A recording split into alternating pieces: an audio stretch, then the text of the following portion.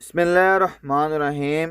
جو لوگ اپنی بیویوں کو ماں کہہ بیٹھیں پھر اپنے قول سے رجوع کریں تو ان کو ہم بستر ہونے سے پہلے ایک غلام آزاد کرنا ضروری ہے۔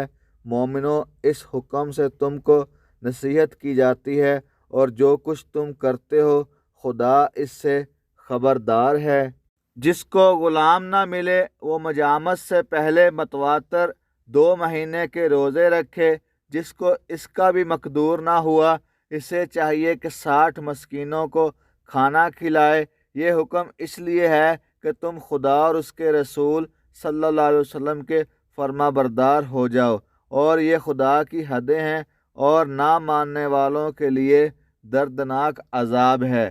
ہم دیکھتے ہیں کہ بہت ساری جو ہمارے ڈرامے ہیں ٹی وی کے، اس کے اندر یہ چیزیں آپ کو نظر آئیں گی، اور یہ جو لوگ ہیں رائٹر وغیرہ، ان لوگوں کو اتنی سینس نہیں ہے کہ اس طرح کے جو جملے ہیں وہ ڈراموں میں نہیں استعمال کرنے چاہیے۔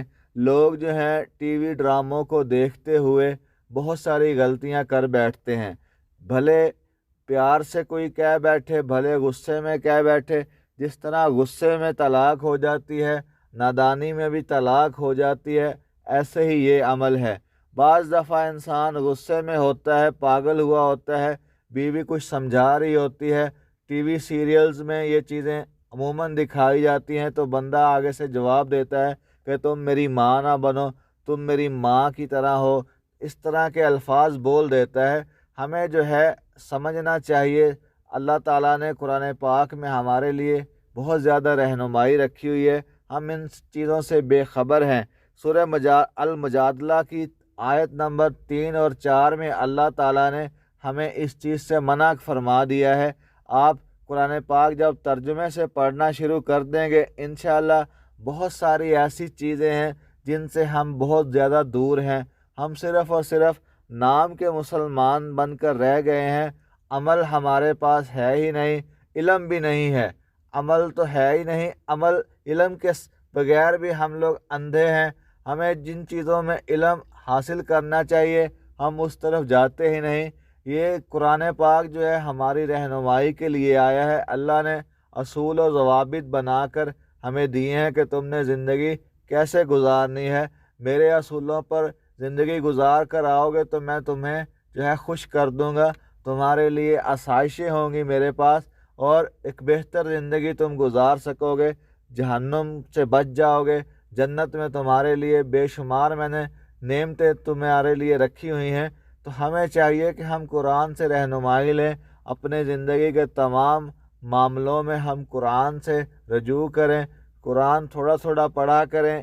انشاءاللہ اس میں بہت ساری خیر کی چیزیں ہیں، اس میں برکت ہی برکت ہے، اس میں شفا ہی شفا ہے۔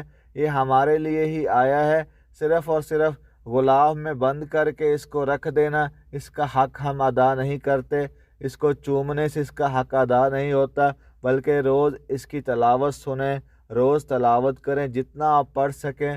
انشاءاللہ اس میں بہت ساری چیزیں ہیں جو آپ کے علم میں آئیں گی، پھر آپ سوچیں گے کہ کاش میں نے یہ غلطی نہ کی ہوتی، کاش مجھے پہلے پتہ ہوتا ہے۔ بے شک اللہ بخشنے والا ہے، اللہ بڑا ہی غفور الرحیم ہے، اس کی جو رحمت ہے وسیع ہے، لیکن ہمارے اوپر یہ بھی تو کہا گیا ہے کہ مومن مرد اور عورت کو علم حاصل کرنا ہے، چاہے اس کے لیے اس کو چین تک ہی کیوں نہ جانا پڑے۔